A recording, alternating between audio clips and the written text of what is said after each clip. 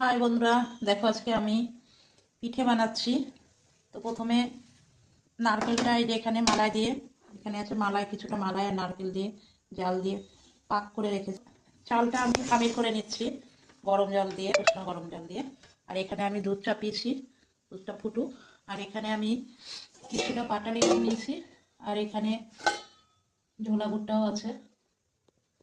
তো বন্ধুরা দেখো, আমি এটা উষ্ণ গরম জলে মাখিয়ে নিয়েছিলাম। তো এটা আমি ভালো করে একটু মেখে নিই।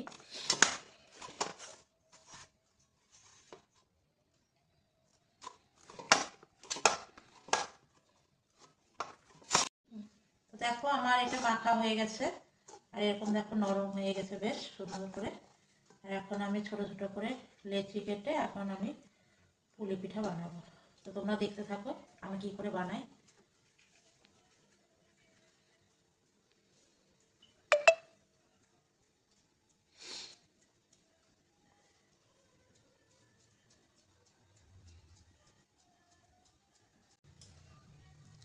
তো এখানে মালাই আছে আর কিছুটা নারকেল আছে, আমি পাক দিয়ে রেখেছিলাম।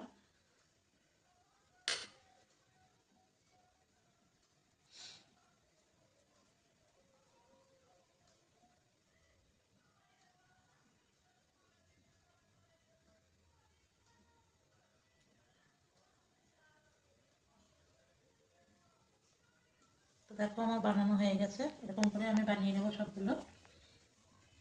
তো দেখো এবার আমি দুধের মধ্যে ছেড়ে দেবো।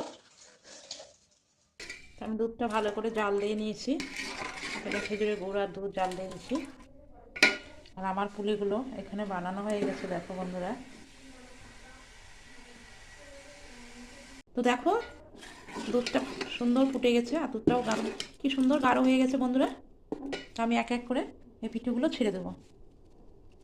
আর এই শীতের দিনে এরকম পিঠে খেতে কার কার ভালো লাগে অবশ্যই বলবে বন্ধুরা। তো আমি এক এক করে ছেড়ে দিলাম।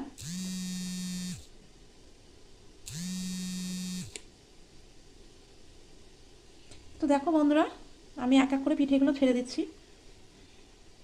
আর এই শীতের দিনে এরকম পিঠে গরম খেতে কার কার ভালো লাগে অবশ্যই তোমরা জানিও।